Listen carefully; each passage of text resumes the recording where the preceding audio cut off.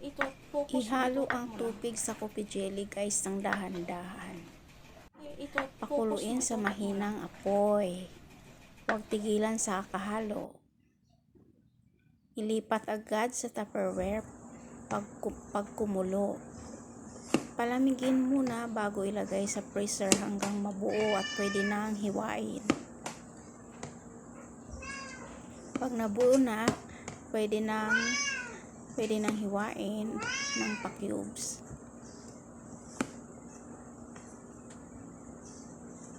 Yan guys, ganyan. Hindi straight yung hiwa ko guys. Tan! Ayan na yung pa-cubes ko guys.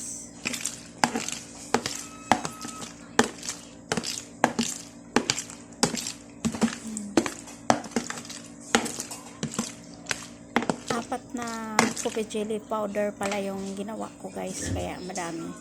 Nakpay ko. Tapos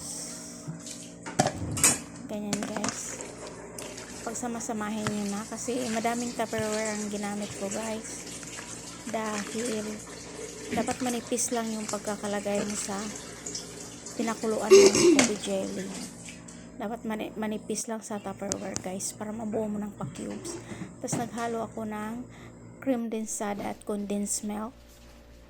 Yan, 4 na cream densada, tapos 2 condensed milk,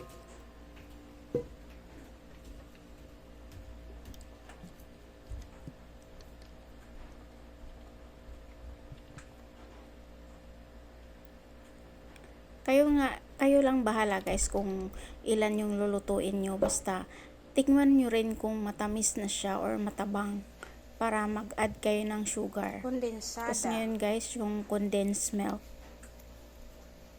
2 yung gamit ko guys.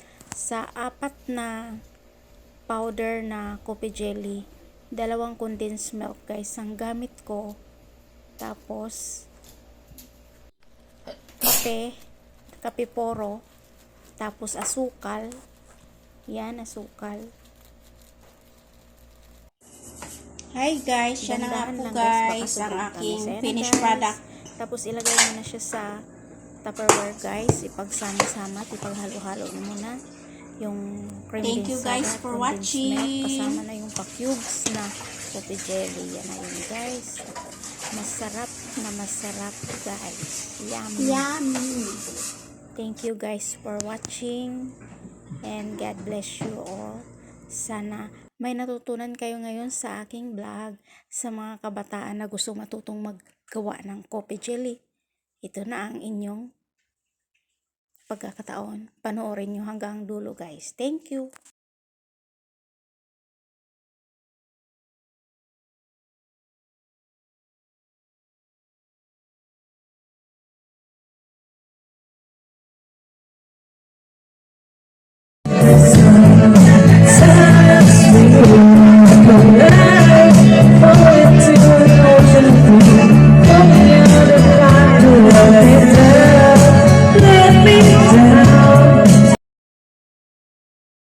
Ito, focus mo, itutok mo lang.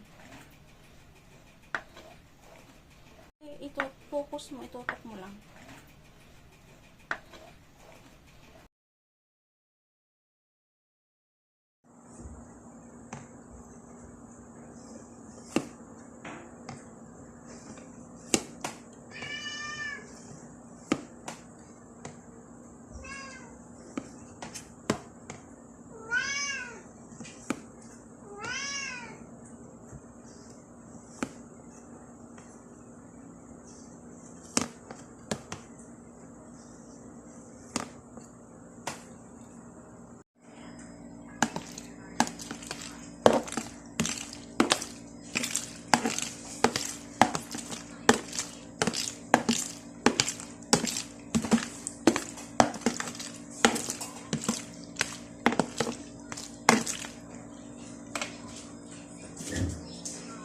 Nakpay ko.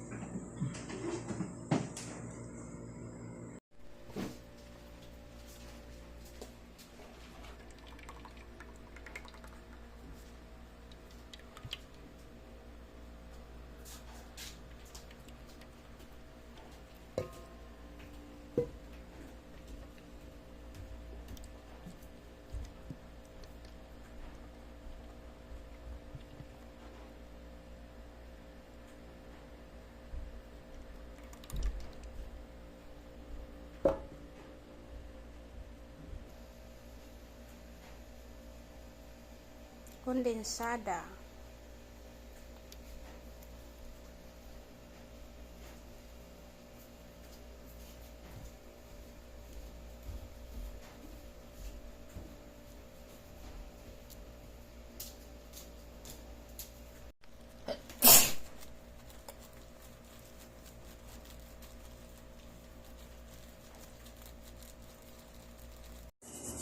Hi guys, yan na nga po guys ang aking finished product.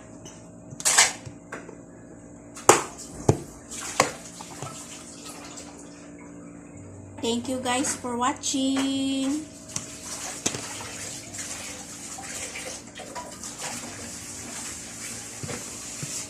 Yummy.